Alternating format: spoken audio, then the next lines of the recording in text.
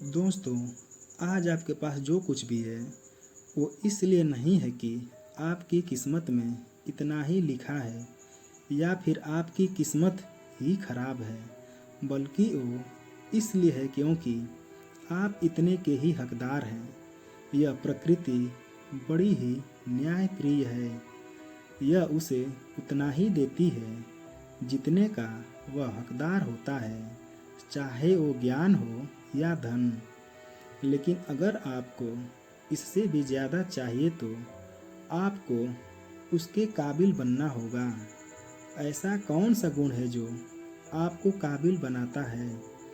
क्या आप उस गुण के बारे में जानना चाहते हैं? अगर आप जानना चाहते हैं तो आप गौतम बुद्ध के जीवन की इस शिक्षाप्रद कहानी को अंत तक जरूर सुनें। इस कहानी को सिर्फ सुनिएगा मत, बल्कि इसको अपने आत्मा तक उतर जाने दीजिएगा। तो बिना समय को गंवाए चलिए कहानी की शुरुआत करते हैं। एक बार गौतम बुद्ध को एक सभा में उपदेश देना था और जब सभा का समय हुआ तब बुद्ध वहां आए और बिना कुछ बोले ही वहां से चले गए। तकरीबन 100 से भी ज़्यादा लोग बुद्ध का उस सभा में इंतजार कर रहे थे और बुद्ध के इस तरह के व्यवहार को देखकर सभी लोग चौंक गए। लेकिन किसी ने भी बुद्ध से कोई भी प्रश्न नहीं किया। दोस्तों, अगले दिन फिर से सभा का आयोजन हुआ और दूसरे दिन सभा में लोगों की संख्या तकरीबन घटकर 80 हो गई। बुद्ध सभा में आए, लेकिन इस बार भी बिना कुछ बोले ही वहाँ से चले गए। लोग दोबारा चौंक गए, लेकिन किसी ने भी बुद्ध से कोई प्रश्न नहीं किया। अगले दिन फिर से सभा का आयोजन किया गया, लेकिन इस बार सभा में लोगों की संख्या और घट गई।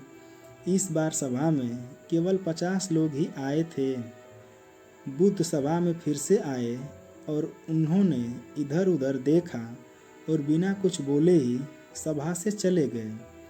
उसके बाद कुछ लोग क्रोधित भी हुए, क्योंकि लोग अपने काम काज छोड़कर आए हुए थे। लेकिन किसी ने भी बुद्ध से कोई प्रश्न नहीं किया। अगले दिन फिर से सभा का आयोजन हुआ। दोस्तों, आप लोग इस कहानी को सुन रहे हैं।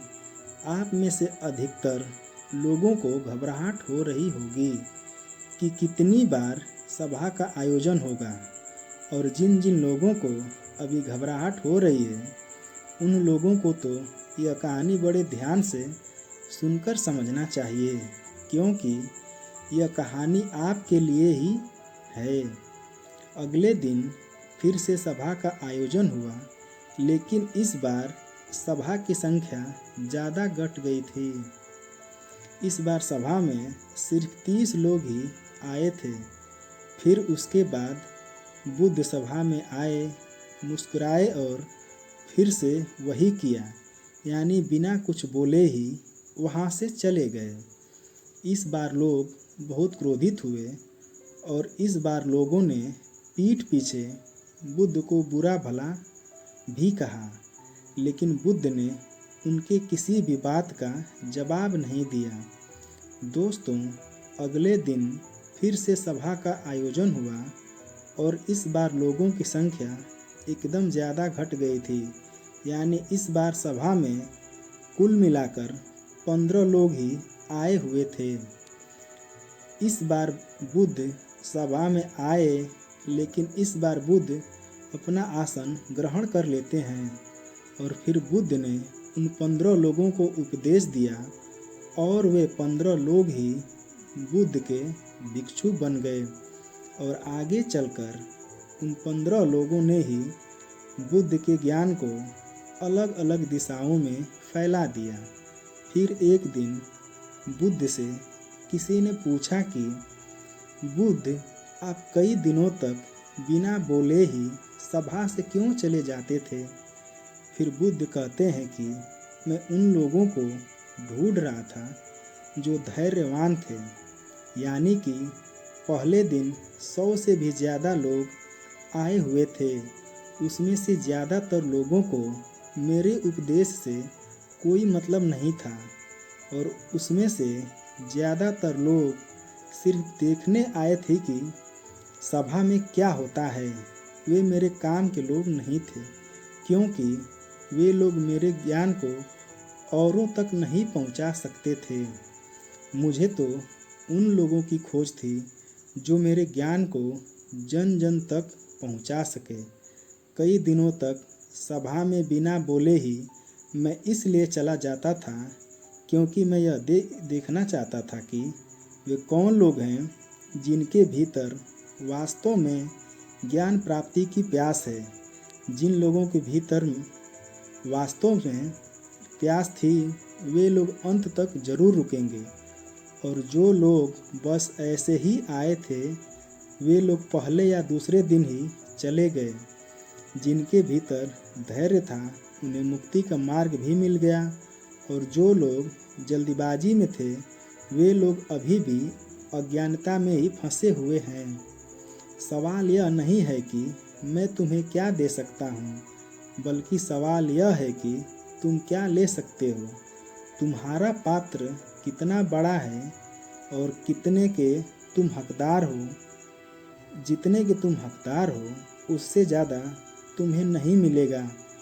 फिर वह व्यक्ति बुद्ध से पूछता है कि बुद्ध योग्य कैसे बने। फिर बुद्ध कहते हैं कि धैर्य के द्वारा। जिस व्यक्ति के अंदर धैर्य है वह अपने जीवन में कुछ भी हासिल कर सकता है।